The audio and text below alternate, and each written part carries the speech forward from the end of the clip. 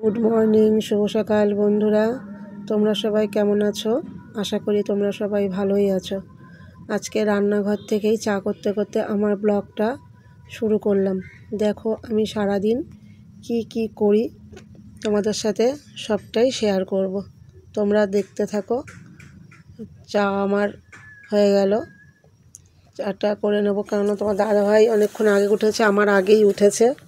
আমার শরীরটা খুবই খারাপ, বৃষ্টিতে ভিজে আমার খুব ঠান্ডা লেগে গেছে। এ দেখো চা নিয়ে এবার তোমাদের দাদাভাইয়ের কাছে যাচ্ছি। দাদাভাই বাইরে বসে আছে। দেখো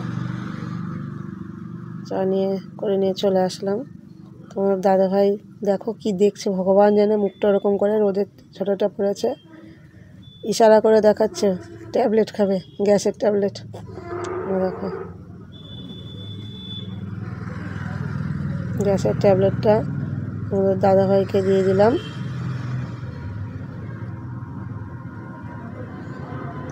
এবার বসে পড়লাম আমিও চা খেয়ে। এই দেখো সমস্ত কাজকর্ম করে গিয়েছিলাম বাজার করতে, কেননা যেহেতু তোমাদের দাদাভাই অসুস্থ, তোমাদের দাদাভাই তো আর বাজার করতে পারে না, হাঁটতেই পারে না, আর ছেলেকে দিয়ে বাজার আনলে সঠিক মতন বাজার ছেলে আনতে পারে না। বাজার থেকে এসে সব সবজি কেটে ধুয়ে পরিষ্কার করে নিয়ে দুটো ওভেন ধুয়ে দিলাম। একটাতে ভাত বসিয়ে দিয়েছি আর একটাতে আলু আর ফুলকপি সিদ্ধ বসিয়ে দিয়েছি।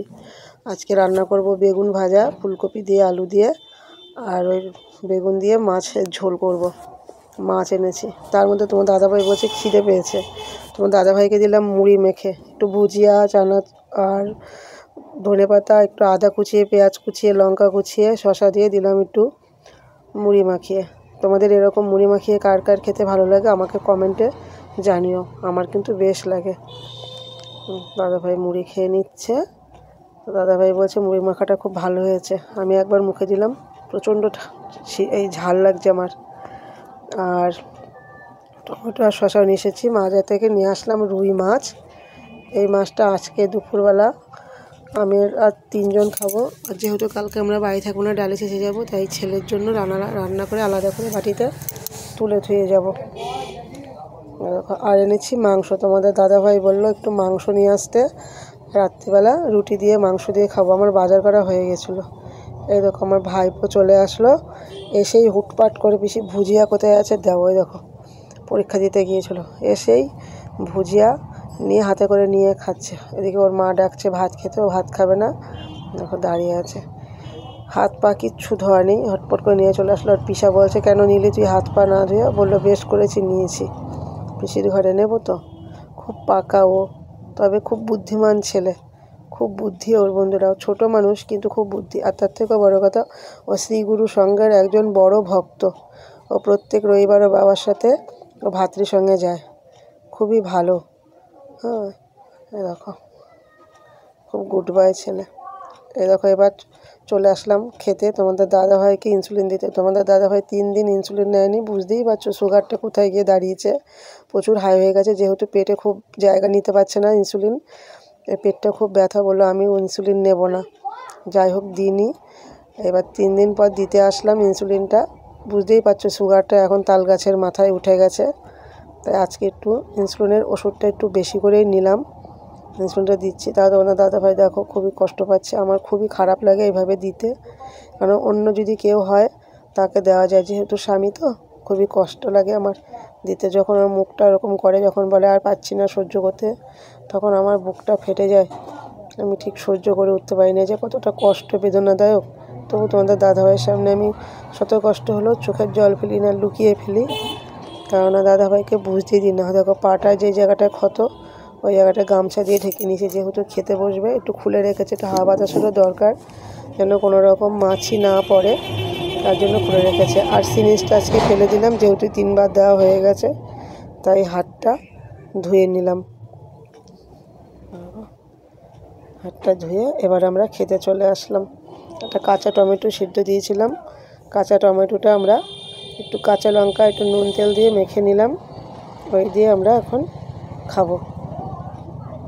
দেখো দাদাভাইকে দিচ্ছি কাঁচা টমেটো, আর অল্প করে দিয়েছি, যেহেতু পায়ে ওই জায়গাটা ব্যথা আছে, টক জিনিস, তাই অল্প দিয়েছি। বন্ধুরা, আমরা খুবই গরিব মানুষ, আমরা অনেক কিছু ভালো মন্দ করে খেতে পারি না, তবে চেষ্টা করি তোমাদের দাদাভাইকে দেওয়ার। ছেলে আছে একটা, কেননা যেহেতু এত বড় সংসারের দায়িত্বটা আমার ঘাড়ের উপরে। এই দেখো, ছেলের জন্য কালকের জন্য মাছ তুলে রেখে গেছি, যেহেতু আমরা ভোরবেলা বেরোই। ছেলে তো সারাদিন থাকে, ওর তো খেতে হবে, তাই তোমাদেরকে দেখালাম। হ্যাঁ, আমাদের জীবনটা পুরোটাই নষ্ট হয়ে গেছে। ঘরের পুরুষ মানুষ যদি কাজ করতে না পারে, সেই সংসারে কষ্ট ছাড়া, চোখের জল ছাড়া আর কিছুই হয় না। যেটুকুনি পারি আমি এই দিয়ে সংসার চালিয়ে তোমাদের দাদাভাইয়ের ট্রিটমেন্ট চালাচ্ছি, কিন্তু কিছু তো করার নেই, করতেই হবে। একটা মানুষ যতক্ষণ তার দেহে প্রাণ আছে ততক্ষণ আমার চেষ্টা করতে হবে। সে আমি ধার করি, দেনা করি, তোমাদের দাদাভাইকে আমি বুঝতেও দিই না। খুব কষ্ট করে আমার সংসারটা চলে, কিন্তু আমাকে দেখে কখনো তোমরা বুঝতে পারবে না যে আমার এত কষ্ট আছে। যত কষ্ট আমি একা একাই চোখের জল ফেলি যখন ঘরে থাকি। আমি বেগুন ভাজাটা দিয়ে আর লঙ্কাটা দিয়ে ভাতটা বেশি ভালো খেলাম। শীতকালে আমার ভালোই লাগে, মাছ ঝোল এসবের থেকে আমি ভালোই খাই। আমার আবার খেতে খেতে জলটা একটুখানি বেশি খেতে ভালো লাগে। দেখো, দাদাভাইকে এবার মাছটা দিয়ে দিলাম। মাছগুলো কেটেছে খুবই ছোটো ছোটো করে, আমার ঠিক পছন্দ হয়নি মাছটা কাটা। 2 পিস মাছ দিয়ে দিলাম, আর 1 পিস দেবো ফুলকপি। যেহেতু তোমাদের দাদাভাইয়ের শরীরটা খারাপ, আমরা তার জন্য ডায়ালিসিস পেশেন্টদের সব সবজি সিদ্ধ করে জল ফেলে দিয়ে রান্না করতে হয়, আর আমাদের সবই বেশিরভাগই কাঁচা লঙ্কার তরকারি হয়। আমরা কাঁচা লঙ্কা চিরেই রান্নাটা করি। তো আমাদের সবজি সবসময় জন্য তোমরা কালারফুল পাবে না, ওরকমই ফ্যাকাশে ফ্যাকাশেই থাকবে। তবে ফ্যাকাশে যদি থেকেও থাকে, নিজে রান্না করে নিজে বলবো না, হয়তো তোমরা বলবে তুমি একা রান্না করেছো, একা খেয়েছো, তুমি কী করে বুঝবো যে ভালো হয়েছে না খারাপ হয়েছে। ভালো হলেও সে আমি খাচ্ছি, খারাপ হলেও আমি খাচ্ছি। তা কাঁচা লঙ্কা দিয়ে রান্না করলে কিন্তু স্বাদ আছে, হয়তো শুকনো লঙ্কা দিয়ে রান্না করলে তার টেস্টটা কীরকম হয় বলতে পারবো না, কিন্তু কালারফুলটা হয়। আমরা আজ 5-6 বছর ধরে শুকনো লঙ্কার তরকারি খাওয়া বন্ধ করে দিয়েছি।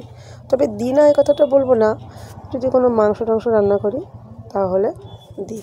আর তোমাদের দাদাভাই যেহেতু একদিন ডায়ালিসিসে যায়নি সোমবারে, সেহেতু তোমাদের দাদাভাই মেপেই খাচ্ছে, খুব একদম মেপে ভাত খাচ্ছে তোমাদের দাদাভাই।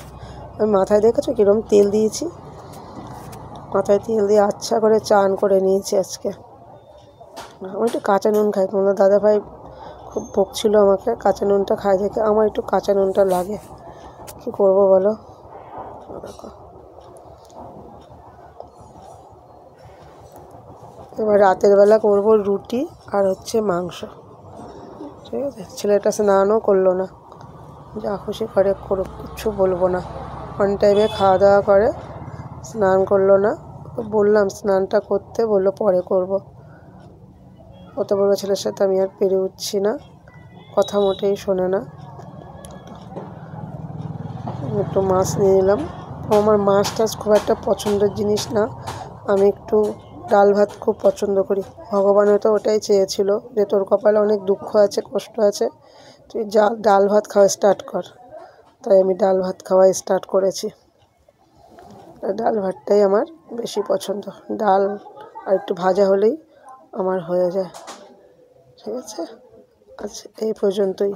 এই দেখো, তোমাদের দুপুরবেলা খাওয়া দাওয়া করে একটু বিশ্রাম নিয়ে তোমাদের দাদা বললো চা খাবো, একটু চা করে দাও। তোমাদের দাদা ভাইয়ের জন্য আবার বিকেলে করতে আসলাম চা, বললো বিস্কুট দাও। ওগুলো লুকিয়ে রেখেছি, সুগার ফ্রি বিস্কুটটা নিচে দিয়েছে। সুগার ফ্রি বিস্কুট মোটে খেতেই চায় না, কেন কি জানি, দিলে সুগার আছে তাও খাবে না। দেখো, বিস্কুটটা প্লেটে তুলে রেখে দিয়েছি, তোমাদের দাদা ভাইকে দেবো, আমিও খাবো। চা নিয়ে আসলাম, তোমার দাদাভাই শীতের পোশাক পরে বাইরে উঠোনে চেয়ারে বসে আছে। তোমার দাদাভাই আর আমার হচ্ছে চাটা করে নিয়ে আসলাম, দুজনে চা খাবো। চা খেয়ে ঘর দুয়ার ঝাড় দিয়ে নেবো বন্ধুরা। দেখো, আমাদের ভিডিওটা তোমাদের কার কার ভালো লাগে, যদি ভালো লেগে থাকে একটু লাইক কমেন্ট শেয়ার করে আমাদের পাশে থেকো বন্ধুরা।